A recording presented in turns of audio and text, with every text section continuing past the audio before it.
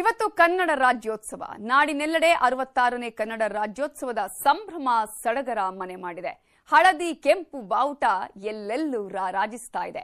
ಇವತ್ತು ಎಲ್ಲಾ ಶಾಲೆಗಳಲ್ಲಿ ಸರಳವಾಗಿ ಕನ್ನಡ ರಾಜ್ಯೋತ್ಸವವನ್ನ ಆಚರಿಸಲು ಸರ್ಕಾರದಿಂದ ಸೂಚನೆ ನೀಡಲಾಗಿದೆ. ಕನ್ನಡ ಕುಲಕೋಟಿಗೆ ಕನ್ನಡ ರಾಜ್ಯೋತ್ಸವದ ಶುಭಾಶಯಗಳು.